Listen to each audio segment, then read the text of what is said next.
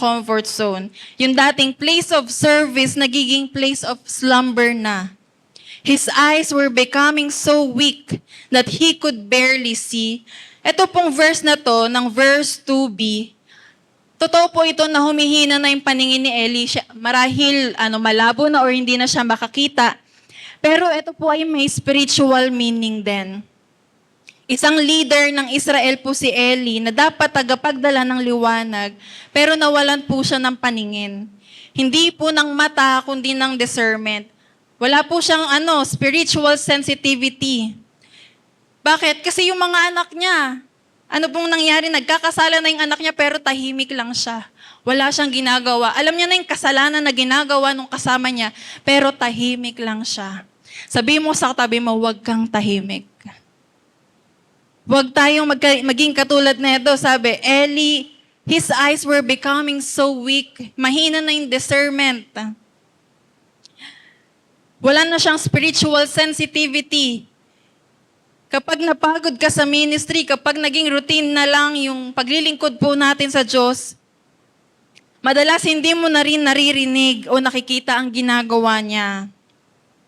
You can be in the temple. Yes, nasa templo tayo ng Diyos, but far from His voice. Ito po yung danger ng familiarity. Sanay ka na eh. Ay, lang naman yan. Katulad lang din naman yung nakaraang Sunday. Wala ka nang ine-expect. Familiarity. Sanay ka na sa gawain ng Diyos pero hindi sa presensya ng Diyos. Ayan po yung sa verse 1 to 3. Number 1 po natin, the choice. Makikita po natin dito ang pagpili ng Diyos kay Samuel. Pinili siya nung matanda na ba siya? Nung magaling na siya? Pinili siya nung available siya. Pakitanong nyo nga po yung katabi nyo, available ka ba? Available ka ba? Pinipili ng Diyos, hindi yung pinakasikat, pinakamagaling, pinakamatalino, ang pinipili niya yung pinaka-available. And just like Samuel, siya yung available. Siya ang pinili ng Diyos. And number 2 po, in verse 4, then the Lord called Samuel. Ito na, yung pagtawag. Pangalawa po, the call. Then the Lord called Samuel. Sabi po ng verse 4, tinawag ng Diyos si Samuel. Malinaw. Hindi po tinawag siya ng isang anghel, ng tao, or sa panaginip. Ang Diyos mismo ang tumawag sa kanya. Ang Diyos mismo ang tumawag sa kanya. Isipin po natin, for very long time, tahimik ang Diyos sa bayan ng Israel. Walang propeta, walang bagong pahayag, walang vision. Pero dito po sa verse na to, biglang tumunog uli ang tinig ng Diyos sa pagtawag niya kay Samuel. After years of silence, God spoke again. Not to a priest. Bakit hindi niya tinawag si Eli? Si Eli yung leader that time. Not to a prophet, not to a king, but to a simple boy. Isang batang paslit. Isang batang naglilingkod ng tapat sa tabernacle. Sabi po ng mga Bible scholars, ayon po kay Josephus, si Samuel daw po, nung time na to, ay mga nasa 12 years old na. At nung panahon na to, siya ay teenager, bata pa lang, musmus pa. Pero doon pinili ng Diyos na magsimula ng bagong kabanata sa Israel. Ano pong makikita natin dito? Hindi siya nag-aantay ng edad. Hindi usapin kung bata ka, matanda ka.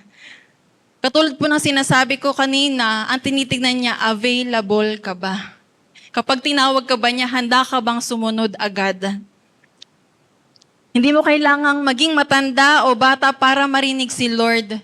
Ang kailangan mo ay puso na handang makinig. Alam niyo po, ang daming kabataan ngayon na gustong magsalita. Dami ng commentators ngayon, talaga mga kabataan ngayon. Maraming mga tao, maging mga Kristiyano, gustong magsalita. Wala pong masama sa magsalita. Marami ang nagdi-dream na magsalita sa thousands of people. pero kakaunti lamang po yung gustong makinig mula sa Diyos. May narinig ba kayo, gusto ko makakinig mula sa Diyos? Diba, sobrang dalang, pero pag may titanong kayo, gusto kong makapagsalita sa maraming tao. Ganyan talaga yung unang gusto ng mga tao eh. Pero dito, makikita natin na kakaunti yung gustong makakinig muna mula sa Diyos. Tuloy po natin yung basa. Then the Lord called Samuel, at sumagot agad si Samuel. Samuel answered, "Here I am." Hindi niya kilala yung tumatawag sa kanya, pero sumagot siya ng andito ako. Diba? Pero sa atin po, pag may tumatawag, "Nak, wala, dead ma." Sige, pindot lang. Di ba po? Pero dito, isang tawag, sabi ng Diyos. Then the Lord called Samuel. Isang tawag at sumagot siya, "Here I am." Ang ganda po nun. Hindi niya pa alam kung sino ang tumatawag, pero handa na siyang sumagot. Hindi ito para ipaalam sa Lord kung nasaan siya, kundi sumagot siya para ipakita na handa siyang makinig at sumunod. Ito po yung dapat tugon natin bilang mga Kristiyano. Kapag tumatawag po ang Diyos sa atin, kapag tinatawag niya tayo, hindi yung sagot natin, "Later, Lord, gusto ko munang maging ganto, gusto ko munang maging ganyan." Hindi lang, "Wait lang, Lord, gusto ko muna i-enjoy yung pagiging kabataan ko dito, di ba, saya dito, saya doon." But be like Samuel, na ang sagot ay, "Here I am." Pansinin niyo po, hindi naghintay si Samuel. Pagkasabi niya ng "Here I am," anong ginawa niya? In verse 5, "And he ran to Eli." Diba? Ang bilis ng pagsunod, ng response. "And he ran to Eli and said, 'Here I am, you called me?'" Pumunta siya dun sa leader niya at sinasabi niya, "Andito na po ako. Tinatawag niyo ako," ganyan. Yes, hindi niya alam na si Lord pala ang tumatawag sa kanya kasi napakabata niya pa dito. Pero tama po yung ginawa ni Samuel. Tama yung ginawa niyang action. Tumakbo siya sa direksyon ng kanyang leader. Hindi mo kilala yung tumatawag sa'yo, hindi pa malinaw. Takbo ka sa leader mo, hindi kung saan-saan, di ba? Lapit dito, lapit doon. Ang ginawa niya, tumakbo siya sa direksyon ng kanyang leader. Dahil akala ni Samuel, kailangan po ni Eli ng tulong kasi matanda na nga si Eli that time. At halos bulag na. Ang makikita po natin sa verse na to, si Samuel po ay masunuring bata at mabilis tumugon. Minsan, kahit hindi mo pa malinaw na naririnig ang Diyos, ang pagsunod mo sa mga leader na inilagay na ng Diyos sa buhay natin ay parte po ng training para makarinig tayo ng malinaw sa Kanya. And this is the reality. Obedience opens your spiritual eyes. Obedience opens your spiritual ears. Marahil kaya hindi na natin naririnig ang Diyos kasi hindi na tayo sumusunod. But in here, malinaw na sa pagsunod, may paglaya. Sa pagsunod, bumubukas muli ang ating mga spiritual na pandinig. But then Eli said, in verse 5 pa rin po, but Eli said, "I did not call." Hindi kita tinatawag. Di ba? Kasi parang nananahimik lang si Eli doon. "I did not call. Go back and lie down." So he went and lie down. Bumalik ka doon sa kinahigaan mo. At bumalik nga si Samuel doon. In verse 6, again the Lord called Samuel. Tinawag ulit siya ng Diyos, "Samuel." And Samuel got up and went to Eli. Akala niya tinatawag na naman siya, parang, ano ba to? Leader, pinaglalaroan mo ba ako? Sasabihin mo na hindi ako tinatawag. Then the Lord called Samuel, and Samuel got up, tumayo siya agad, and went to Eli and said, "Hello po, nandito na po ulit ako, tinatawag niyo ako?" Ganun siya. And again the Lord called Samuel, and Samuel got up, went to Eli and said, "Here I am, you called me." Sabi ni Eli, "My son, I did not call. Hindi kita tinatawag. Go back and lie down." Bumalik ka sa kinahihigaan mo at matulog uli o humiga ulit. Verse 7. Now Samuel did not yet know the Lord. The word of the Lord had not yet been revealed to him. Para kasi itong mga bata po natin, hindi pa sa kanila malinaw, hindi pa nila kilala. Halimbawa, hindi nila ako kilala, parang ganon, yung boses. So parang ganon si Samuel dito. In verse 8 po, a third time, isa pangatlong beses, the Lord called Samuel. Samuel, isang tawag lang ng pangalan, di ba? Mapapasana all talaga mga magulang dito eh. Samuel, anong ginawa ni Samuel? And Samuel got up and went to Eli and said, "Here I am, you called me." Pumunta na naman siya sa kanyang leader. At dito pa lamang na-realize ni Eli na ang Diyos ang tumatawag sa batang ito. Katulad nga po na sinabi natin kanina, malabo na yung eyes ni Eli. Maging ang kanyang spirituality, mahina na yung discernment. Kaya nung sa pangatlong beses pa lang niya, na-realize na, yung Diyos yung tumatawag sa kanya. On the third time, Eli realized that the Lord was calling the boy. Makikita po natin dito yung patience at persistence ng Diyos. Hindi po siya sumuko kahit hindi siya agad nakilala. Hindi niya sinabing, ano ba naman to si Samuel? Pangatlong, kayo po ba napapagod kayo paulit-ulit na tumawag? Di ba? Paulit-ulit. Pero si Samuel the Lord is very patient and persistent kay Samuel. God called again kasi gusto niyang matutong makinig si Samuel. Hindi niya napakinggan sa unang beses, then I'll try on the second time. Hindi niya pa rin ako pinakinggan, hindi niya pa rin ako narinig on the third time. May tinuturo po ang Diyos kay Samuel at yun ay ang matutong makinig. Ang tunay po na boses ng Diyos ay hindi pa bigla-bigla. Hindi rin nagmamadali. He confirms His word again and again. Hindi mo narinig sa una, yung pagtawag ng Diyos, ay tatawagin ka niya ulit. Humindi ka na sa una, tatawagin ka niya pa ulit. Kahit anong takbo mo, kahit saan pa yung punta mo, tatawagin at tatawagin ka ng Diyos. Amen. Sabihin mo sa katabi mo, tatawagin at tatawagin ka ng Diyos. Kahit pilit natin tinatanggi, dinideny, di ba? Tatawagin at tatawagin tayo ng Diyos. Kaya kung si Lord po talaga yung nagsasalita, may confirmation. He speaks in the pattern of peace and not in confusion. Paulit-ulit na pagtawag ng Diyos. Pangatlo po, sa ating pinag-uusapan is the counsel. In verse 8b, sabi po dito, then Eli realized that the Lord was calling the boy. In verse 9, so Eli told Samuel, sinabi niya na kay Samuel, go and lie down, balik ka ulit doon.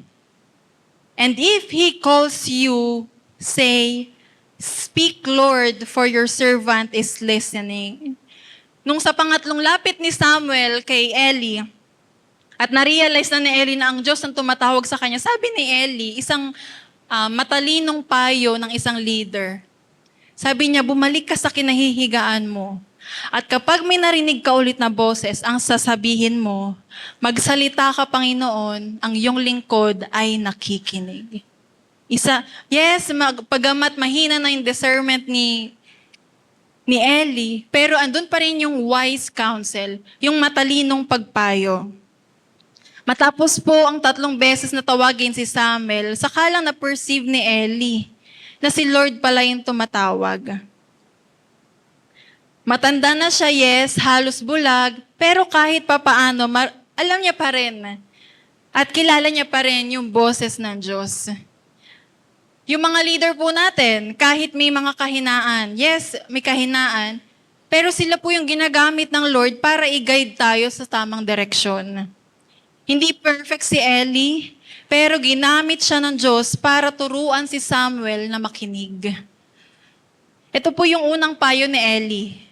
Number 1 na payo niya, go and lie down. Hindi niya sinasabi na, sige, tulog ka na lang ulit. Hindi. Ang sabi po doon, bumalik ka sa lugar kung saan ka unang tinawag. Go and lie down. Bumalik ka sa lugar kung saan ka unang tinawag at maghintay ka ulit. Sometimes, you don't need a new place to hear God. Ang kailangan mo lang gawin, bumalik sa una mong pagkatawag sa Diyos. You just need a new posture. At ganun po yung ginawa ni Samuel. Bumalik si Samuel sa dati niyang pwesto kung saan niya narinig ang boses ng Diyos. Pero this time, handa na ang puso niya na makinig. Sa pagbabalik niya doon sa una niyang calling, this time, handa na siyang makinig. At ganun din po tayo. Minsan, gusto natin ng bagong sitwasyon. Lord, baguhin mo yung sitwasyon ko. Lord, baguhin mo yung lugar, yung season ko. Pero baka po ang gusto ng Lord ay bumalik ka sa lugar kung saan kanya unang tinawag. Saan ba yung unang calling na binigay sa'yo ng Lord? Bumalik ka sa unang pagkatawag mo. Pero this time, hindi na yung matigas yung ulo, pero with a listening heart. Yun po yung unang payo ni Eli. Go and lie down. Bumalik ka. Pangalawang payo po ni Eli. If He calls you, ano pong mapapansin natin? Hindi niya sinabing, kapag narinig mo ulit yung boses na yan, siguradong si Lord yan. Wala siyang sinabing ganun. Bagamat alam niya na ang Diyos ang nagsasalita kay Samuel, hindi niya sinabi, si Lord yan. Hindi. Ano sinabi niya? Kung siya nga yan. Ano pong tinuturo ni Eli kay Samuel? Maging maingat at discerning. Marami po nagsasabi na ngayon na sila yung ganto, ganyan. Sinasabi ng Diyos, ito yung maging discerning po tayo, maging matalino. At yun yung payo ni Eli kay Samuel. If He calls you, maging maingat at mapagkumbaba sa pakikitungo sa tinig ng Diyos. He didn't assume. He taught Samuel to test and discern. Maging discerning. At napakahalaga po nito sa panahon natin ngayon. Marami na po naglipanan ng mga false prophet, false teachings na mga nagsasabi na sila ito yung sinasabi ng Diyos, pero iba pala. Kaya dapat po bilang mga Kristiyano, marunong po tayong mag-discern. Maging matalino po tayo sa mga papakinggan natin. Amen po. Pangatlong payo ni Eli. Sabi ni Eli, kapag tinawag ka, sabihin mo, "Speak, Lord." Ang salita pong speak dito ay isang invitation. Isang pagpapahayag ng desire to hear from God. Kaya etong payo na to ni Eli kay Samuel ay isang payo na magkaroon ng desire si Samuel na magkaroon ng listening heart. Kasi madali pong sabihin sa prayer na, Lord, pakinggan mo po nawa itong prayer ko. Lord, pakinggan mo ako. Tayo ba lagi yung papakinggan ng Diyos? Pero ang mas mahalaga po, minsan ay ang sabihin natin, Lord, speak to me. Most of our prayers, Lord, pakinggan mo yung prayer namin, pakinggan mo. Hindi po ba tayo napapagod magsalita? At makinig naman po tayo sa Panginoon. We often talk too much in prayer, pero bihira tayong tumahimik at makinig. Kasi minsan po, pag nagpipray tayo, tas, di ba tatahimik tayo, ang kasunod nun, tulog talaga.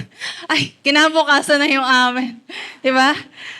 Pero let's have that moment na makinig sa Lord, na Lord, andito po ang iyong lingkod, ako ay nakikinig. Eli was teaching Samuel not to speak first, but to listen first. Isang matalinong payo, makinig ka. Huwag kang magsalita muna. May kilala po ba kayong mga tao na mahilig magbigay ng payo kahit hindi naman tinatanong? Tingin ka sa katabi mo. Hindi siya yan. Okay? Hindi yan hindi siya yan. Yung hindi mo naman tinatanong pero payo ng payo. Diba? Minsan po, tayo yun, personally. Ganun po tayo sa Diyos.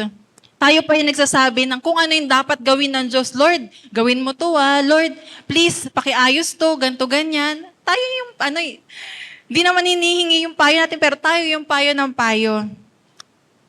Pero ang bihira po nating sabihin, Lord, ako naman po ang makikinig. Kayo naman po ang magsalita sa akin. Maging ugali po natin yun na kapag mananalangin tayo, makinig muna tayo bago tayo salita ng salita. Ito po yung puso ng payo. Pang-apat na payo ni Eli kay Samuel. Your servant is listening. Sabi ni Eli kay Samuel, Eli told Samuel, go and lie down. If he calls you, say, speak, Lord. At pang-apat niya na payo, for your servant is listening. In one short phrase, Samuel is declaring, I am not the master, but you are, Lord. Sa isang phrase na ng, Lord, your servant is listening, ang sinasabi po ni Samuel dito na hindi siya ang Diyos, kundi ang Panginoon. Hindi siya yung magbibigay ng utos, ng command, kundi siya yung tatanggap. And that what is humility looks like. Ayun yung kababaan. It is not just opening your ears, but bowing your hearts. Yes, marunong nakikinig ka nga, pero baka yung puso po natin ay hindi nagpapakumbaba sa Diyos. Ano pong makikita natin dito? Let's stay teachable. Katulad ng sa relationship ni Eli and Samuel, ang mga payo po ng ating mga pastor, ng ating mga magulang, o ng ating mga leader, ay paraan ng Diyos para i-guide tayo na makarinig sa Kanya. Marahil mas mataas ka pa yung narating mo sa leader mo, sa pastor mo, mas matalino ka, di ba? Mas marami yung laman ng bulsa mo. Pero ito po yung tinuro ni Eli kay Samuel. Stay teachable. Matutong makinig sa payo ng ating mga leader. And that is number 4 po, the counsel. Isang bata na marunong makinig. Di napakinggan niya na po yung payo ni Samuel. Ito. Kapag narinig mong may tumawag ulit, balik ka doon. Sabihin mo na nakikinig ka. Gagawin kaya ni Samuel?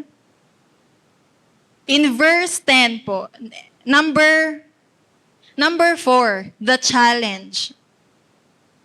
In verse 10, the Lord came and stood there, calling us it the other times. Pang-apat na. Ang sabi ng Diyos, Samuel, Samuel. Parang ginigising niya, di ba? Samuel, Samuel.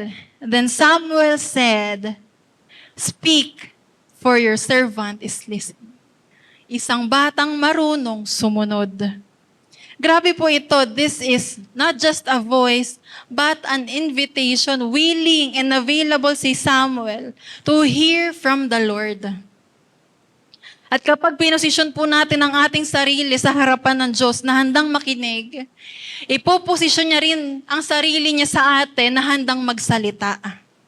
Gusto mong makarinig? Iposisyon mo yung sarili mo at magsasalita ang Diyos. Kapag seryoso kang makinig, seryoso rin siyang lalapit ng personal sa'yo. Samuel, Samuel, twice niya pong tinawag ang pangalan ni Samuel. At sa Bible po, kapag inuulit ng Lord ang pangalan mo, ang ibig sabihin po nun ay intimacy at urgency. Kapag inulit ng Diyos ang pangalan mo, hindi lang siya tumatawag sa tenga mo, tinatawag niya rin ang puso mo. Amen. Caitlin. Yes, Lord. Your servant is listening. Handang makinig ang tenga at ang puso. Samuel finally got it right. Finally, tawa na si Samuel. Ang Diyos ang tumatawag sa kanya. On the 4th time, the same words Eli told him, now spoken with sincerity. At yung ginawa po ni Samuel na to, na sabi niya na, speak Lord, your servant is listening, is a posture of surrender. Sa wakas, ready na si Samuel, hindi para magsalita, hindi para gumalaw, kundi para makinig at sumunod sa Diyos. At ito po ang katotohanan, true spiritual maturity begins when you stop demanding God to listen and start desiring to listen to God. That's maturity. Hindi lang ikaw yung, Lord, pakinggan mo naman ako. Ang tagal ko ng prayer to. Ilang taon na, 5 taon na, 10 taon. We are demanding God to listen to us. But spiritual maturity is start to desiring to listen to God. Tayo naman yung makinig, Lord, gusto kitang marinig eh. That's spiritual maturity.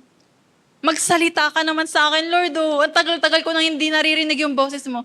That is spiritual maturity. Grabe po, ang unang mensahe ng Lord sa batang ito ay hindi blessing, kundi isang warning. Isang bata na, sabihin natin 12 years old, tinanggap niya na yung tawag ng Diyos. Yes, Lord, nandito ako. Pero ang unang challenge sa kanya ng Lord, hindi dahil para sabihin na, I will bless you, Samuel. Pero ang unang challenge sa kanya ng Panginoon, I will judge the house of Eli. Grabe naman yun, sa isang 12 years old, ang bigat ng challenge agad sa kanya. The first voice Samuel heard from heaven wasn't comforting, it was a challenge. And in verse 11 po, sabi sa verse 11, And the Lord said to Samuel, ito po yung sinabi ng Diyos nung tinanggap na ni Samuel, nung nakinig na siya. Sabi ng Diyos, See, I am about to do something in Israel that will make the ears of everyone who hears about it tingle. Ibig sabihin po nun sa Hebrew expression ng tingling ears means shock. Kapag narinig nila yung balitang pinapasabi ng Diyos, magugulat ang bayang Israel. Para sa isang matinding pangyayari, it was an announcement of judgment. Grabe, first assignment ni Samuel about judgment na agad. Grabe na. Yung pagkatawag ng Diyos sa'yo ay hindi biro. May maganda siya at mabigat siyang ipapagawa sa'yo. The kind of announcement that would make everyone who hears it tremble. Yung manginginig agad yung tuho, di ba? Isang bata nag-speak ng judgment sa mga tao. Judgment. Ganun yung kanyang first assignment. In verse 12, At that time, I will carry out against Eli everything I spoke against his family, from beginning to end. At ito po yung mas challenging. Yung judgment na isasabihin ni Samuel ay para sa kanyang leader na si Eli. Kakausapin niya yung leader niya na ito yung pinapasabi ng Diyos. At sabi po doon, God repeats what He already said to Eli before. Kinausap na ng Diyos si Eli. Pero this time, a confirmation sa pamamagitan po ni Samuel. At bakit po naging ganun? For I told him that I will judge his family forever. Ito yung mensahe na ipapasabi ng Diyos. Because of the sin he knew about.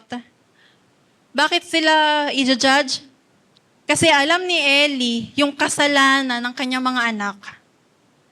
His son blasphemed God and he failed to restrain them. Hindi niya dinisiplina yung mga anak niya. Tumahimik lang siya kahit alam niya nagkakasala yung anak niya. At ito yung mensahe na pinapasabi ng Diyos sa pamamagitan ni Samuel. Ang hirap po nun.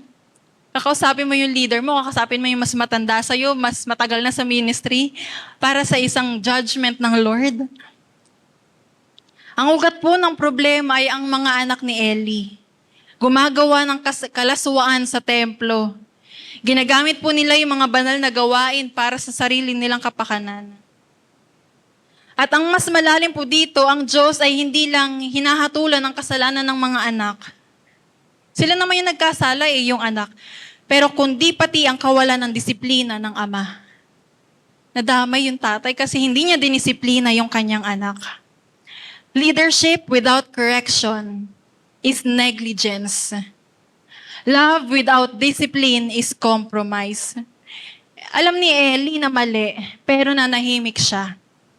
Baka kapatid, alam mo na mali, pero nanahimik ka. Speak for your brethren. Magsalita ka para sa mga kapatid mo. Alam mo na mapapahamak sila, pero wala kang ginagawa. Alam mo na mali ng ginagawa nila, pero nananahimik ka. He stayed silent. At minsan, ang katahimikan ay kasalanan din. Sabi mo sa katabi mo, huwag kang tahimik. Huwag kang tahimik. Sige po, sa kausapin niyo, sabihin niyo, huwag kang tahimik. Magsalita ka. Yun yung naging pagkukulang po ni Eli bilang isang ama, bilang isang leader, na nahimik siya. Kahit mapapahamak na yung mga anak niya. At that time, in verse 12, in verse 14, therefore, I swore to the house of Eli, the guilt of Eli's house will never be atoned for by sacrifice. Tama na yung mga alay-alay. Tama na yung mga sacrifice. Mahabang panahon na nahimik, walang ginawa. And Samuel lay down until morning and then opened the doors of the house of the Lord. In verse 15 po tayo. Anong naramdaman ni Samuel nung narinig niya yung pinapagawa ng Lord? He was afraid to tell Eli the vision. Takot siya na sabihin kay Eli na yun yung pinapasabi ng Diyos. Takot siya na baka hindi siya paniwalaan. Takot siya na baka anong mangyari? But Eli called him and said, Samuel, my son. Samuel answered, Here I am. At dito po makikita natin na bilang mga Kristiyano, hindi po tayo dapat nananahimik. We must be challenged. Sa ating pakikinig, dapat marunong din tayong tumugon sa challenge ng Lord. Yes, napakinggan mo, pero anong gagawin mo sa narinig mo? Mananahimik ka na lang ba? Alam mo, yung kapatid mo mapapahamak na, pero wala tayong ginagawa. Yung kapatid mo nahihirapan na, pero nananahimik lang tayo. Passive. Very passive. Pero yung challenge, katulad sa buhay ni Samuel, kailangan po nating magsalita. Kailangan mo magsalita para sa pamilya mo. Magsalita ka para sa anak mo. Gamitin mo yung boses mo bilang isang magulang. Bilang isang anak, magsalita ka sa magulang mo, hindi para, hindi po ganon. May buong paggalang na, may buong paggalang, magkaroon tayo ng malalim na concern para sa pamilya natin. Asan yung pamilya po natin? Di ba? Yun yung challenge ng Lord. Binubuksan niya ang ating tenga para makarinig at para gumalaw. Ang tenga, nakakarinig. Ang puso, pinapagalaw ka. Amen. And that is the challenge. Tingnan niyo po yung mga empty seats. Asan yung kapatid mo? Passive na lang ba tayo? Anong gagawin natin? Pag-uwi, okay lang. Next Sunday, atin naman yun. Diba? Very passive yung mga Kristiyano. Ang dali-dali lang i-chat. Kapatid, sister, kamusta? Naalala lang kita ngayon. Napakadali lang, in 1 minute, nasend mo na agad yun. Di ba po? And that is the challenge. Reach out. Open your mouth. Speak. Kailangan nila ng boses natin.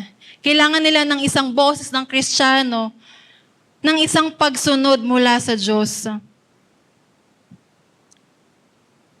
Kung papaisipin ko po kayo ng isang tao ngayon, sino yung unang pumasok sa isip nyo? Maybe God is speaking to you, speak to that person. Sino yung unang pamilya na nasa isip mo? God is speaking you to speak and pray for that person. Marahil nandito, marahil wala dito, nasa malayong lugar. Pero naisip mo siya dahil may gustong ipagawa ang Diyos sa'yo. Ipanalangin siya sa kanyang pinagdadaraanan, i-encourage siya sa kanyang kahinaan. Yun po yung role natin sa ating pakikinig. Nang marinig natin, kailangan nating kumilos sa challenge ng Lord. And lastly po, the commitment. Number 1, ano po yung number 1?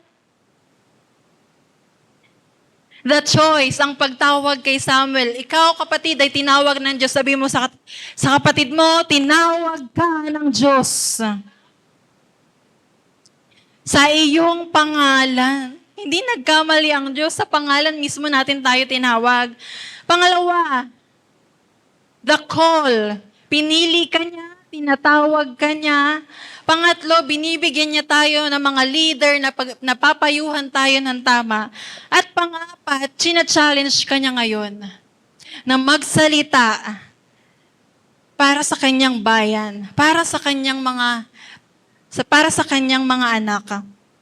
And lastly, the commitment. In verse 19,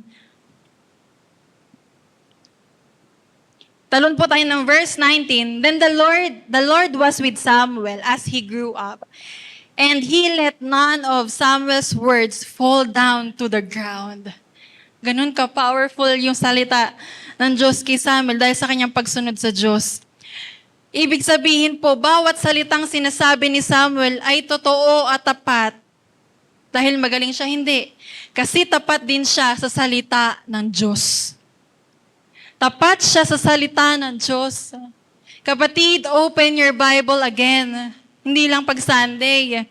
Open your Bible. Maging tapat po tayo sa salita ng Diyos at ang pangako niya, He let none of Samuel's words fall down to the ground. Lahat ng sinasabi ni Samuel ay totoo at tapat. Ang bunga po ng pakikinig ay pagsunod. Narinig mo? May bunga po yan. Makikita yan sa ating actions. Susunod tayo. Ang tunay po na encounter sa boses ng Diyos ay hindi lang emosyon, umiyak ng umiyak. Na-encounter niya na yung Lord, narinig ko yung Lord, kundi sa transformation of life. Sa pagbabago ng ating buhay. Yes, naiyak mo nga pero hindi ka naman nagbago. It's about the transformation of life. Kung sinasabi mong na-encounter mo ang Lord pero hindi nagbago yung ugali po natin, baka emotion lang yan. Hindi encounter. Real encounter leads to real obedience. Totoong pagsunod sa Diyos. At yun po ang ginawa sa buhay ni Samuel. Tapusin lang po natin yung basa. In verse 20, and all Israel from Dan to Beersheba recognized that Samuel was attested as a prophet of the Lord. Lahat, buong bayan, pinatunayan na tunay nga na si Samuel ay propeta ng Diyos. The Lord continued to appear to Shiloh, and there He revealed Himself to Samuel through His word. So yun po yung ating number 5, the commitment. Paano lalabas yung commitment? Commitment to the Word of God. Narinig mo siya? Pero paano natin siya patuloy na maririnig? Sa salita ng Diyos. Commitment po ito. Kailangan talaga intentional na pagbuklat. Hindi naman yan magbubuklat ng kusawaw. Hindi naman ganon. Intentional mo siyang kukunin sa display. Display yan ba? 'Di ba? Dun sa table mo, babasahin mo talaga. At hahayaan mong mangusap ang Diyos sa'yo. Amen. Tayo po tayong lahat.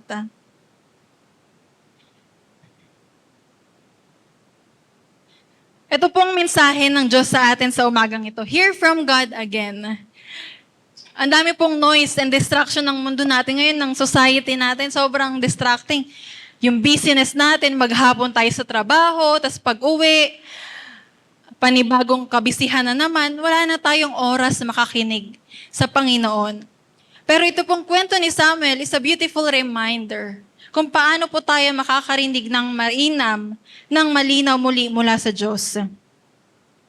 Una po, pinili ka niya na. Pinili ka niya sa sinapupunan pa lang ng iyong ina. Tinatawag ka niya sa iyong pangalan. He calls you by your name.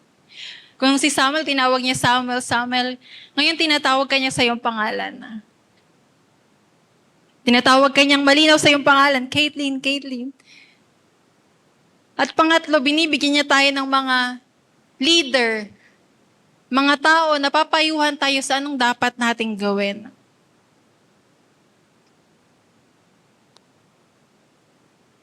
At meron din pong challenge na pinapagawa ang Diyos sa ating pakikinig. Naghahanap ang Diyos ng pagsunod. Narinig mo, susundin mo. Sa pakikinig, may paglaya. Amen. Mga kapatid, gaya po ni Samuel, ang Diyos po ay patuloy na tumatawag at nagsasalita at naghahanap siya ng mga makikinig sa Kanya. At hindi po siya tumitigil magsalita. Ang Diyos po hindi napapagod na tawagin ang pangalan mo. Kahit ilang beses na natin itong tinalikuran, hindi pinakinggan, ang Diyos ay patuloy na tinatawag ang pangalan mo. Ilang beses ka nang tinatawag ng Diyos, marahil sa paglilingkod, or marahil para lumapit muli sa Kanya. Maybe it's a call to repentance. Ano yung mga kasalanan nating nagagawa? Maybe it's a call to obey. Para tayong si Jonas, takbo ng takbo. And maybe it's a call to let go of something. May gustong ipabitawan Diyos sa'yo. May gustong ipasurrender ang Diyos sa buhay mo. Tinatawag ka niya, anak, mahabang panahon na, bitawan mo na.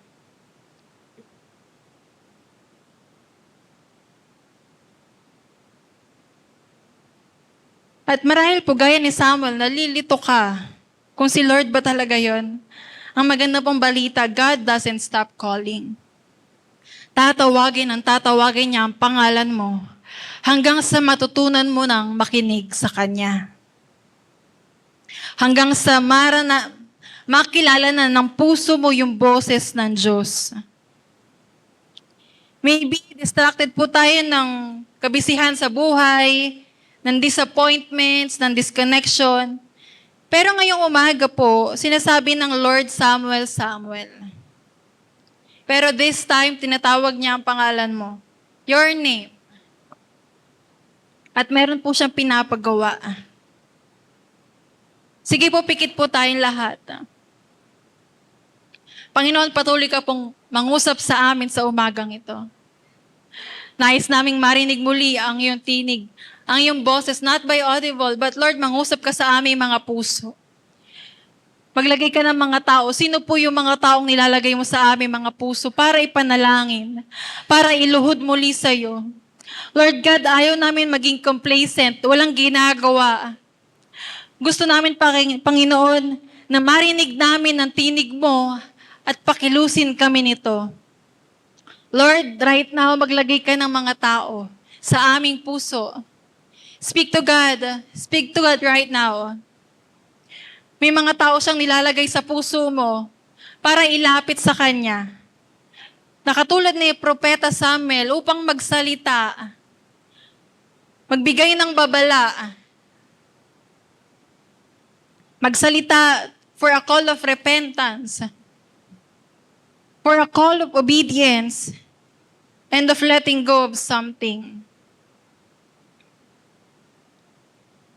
Sige kapatid, think of a person or a family. Marahil kapatid mo, anak mo, pamilya mo.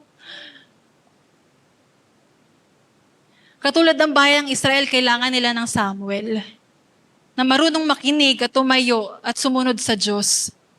Marahil ang tahanan mo, ang pamilya mo, ang mga tao sa paligid mo nangangailangan ng isang ikaw na marunong makinig, tumayo at sumunod sa tawag ng Diyos.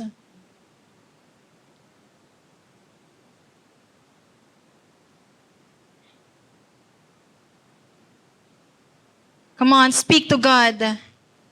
Lord, sino po yung mga taong nilalagay mo sa akin? Mangusap ka ngayon sa akin sa umagang ito. I am letting go of distractions of this world. I am letting go of all my anxieties, lahat ng mga problema sa aking isip. I'm letting go of that today, Lord. At sinutunin ko ang aking sarili sa boses mo. Mangusap ka, Panginoon. Malaya kang mangusap, Lord.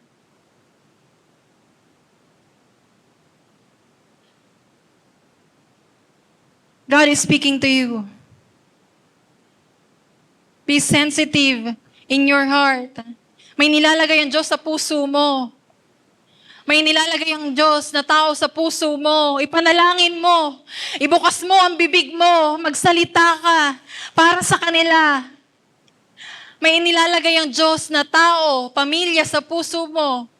Marahil leader mo, kapatid mo, anak mo, tatay mo, mga kapatid mo, kaibigan mo, na nangangailangan ng panalangin ng isang Kristiyano na marunong makinig. Come on, speak. Pray to God.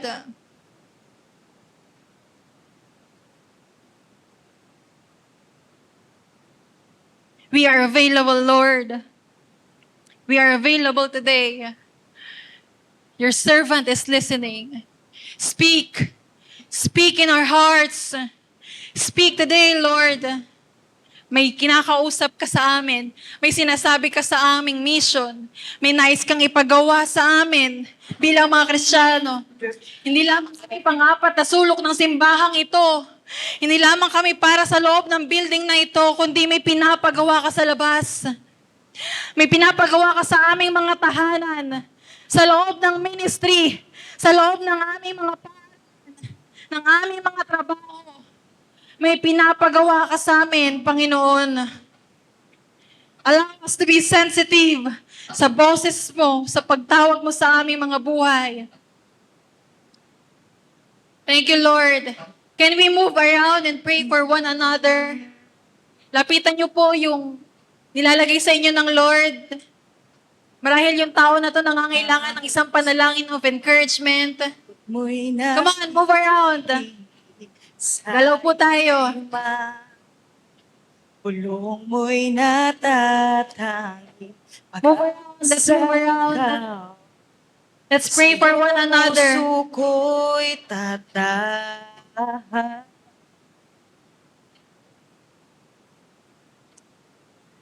Sandigan puso ko ay nahanap sa iyo. Kristo, pangalan mo, Speak life. kanlungan ko.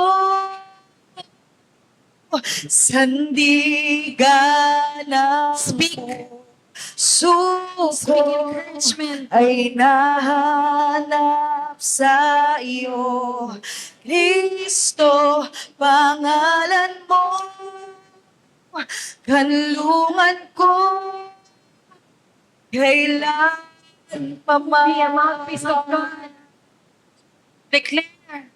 kailan ay di lalayo, ikaw ang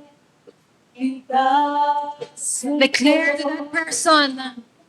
Declare healing, transformation, deliverance, freedom in Jesus' name.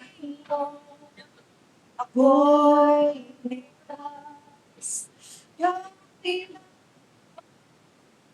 nilalayo, ikaw na ligtasan ko, pinababa tayo, sabihin mo, ako'y ligtas, sa liga, suko ay nahanap sa iyo. Kristo, pangalan mo, kanlungan ko, sandigan ng suko ay nahanap sa iyo.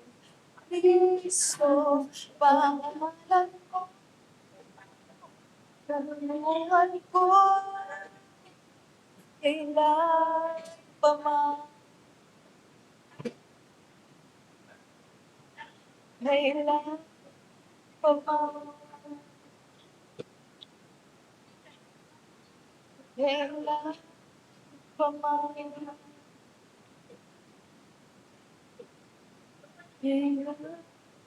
Yes, Lord. Patuloy kang mangusap. We're speaking life. Speaking transformation. Healing and revival. Freedom in each and every one. We're accepting the call, Lord, to be your mouthpiece.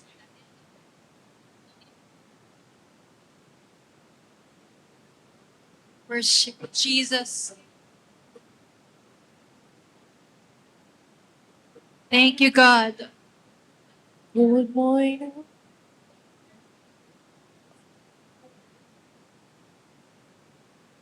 Come on, let's sing this song as a prayer.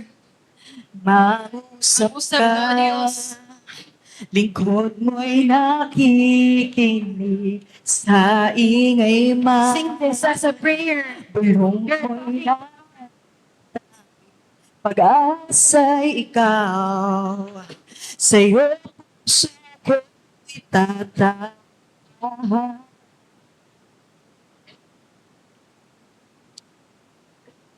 Sandigan ng puso ko ay nahanap sa iyo, Kristo, pangalan, kanlungan ko. Sandigan ng puso ko ay nahanap sa iyo, Kristo, pangalan, kanlungan ko, kailan pa maiba,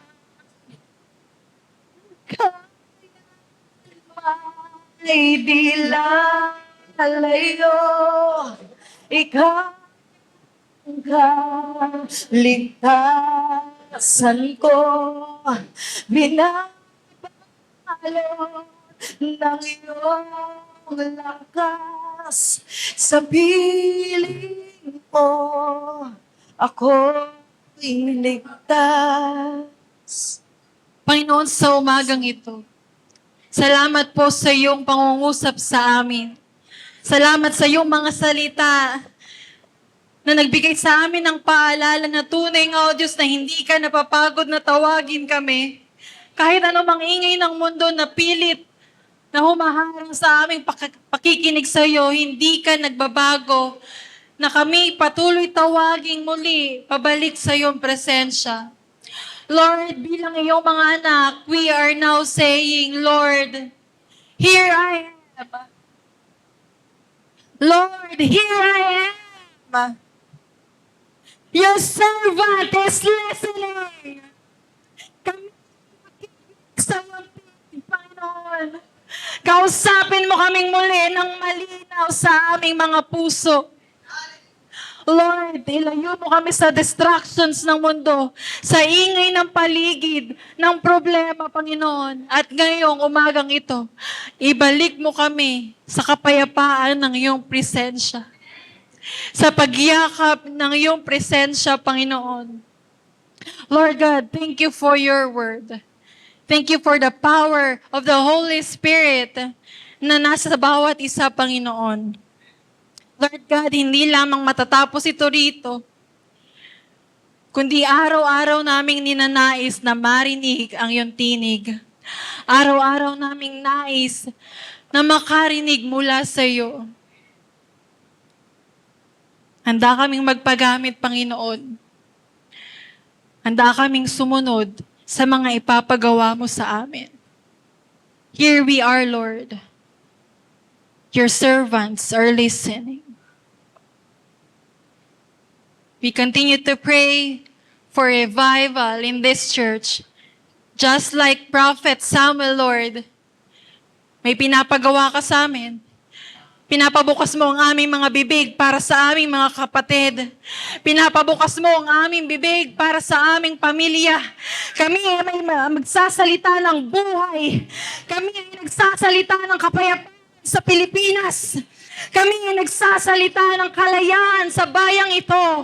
Kami ay nagsasalita ng kapangyarihan ng Panginoong Jesus. And right now, God, we are interceding in behalf of this church, of our families, and of this nation. Continue to give us godly leaders, wise leaders, Lord God. Continue to give us hope, pag-asa sa pamilya na meron kami, kapayapaan, Panginoon, at muling pagyakap ng iyong pag-ibig. Maraming salamat, O Diyos. Marami ka pa pong sasabihin sa amin. Marami ka pa pong ipapagawa, and we are ready to obey. Ikaw ang tinataas namin sa umagang ito. Sa iyo po namin binabalik ang mataas na papuri, ang mataas na pagsamba, ang mataas na pagdakila ay tanging sa iyo lamang, ang aming Panginoong Jesus at tagapagligtas. Ang lahat ay magsabi ng Amen. Amen. Praise God.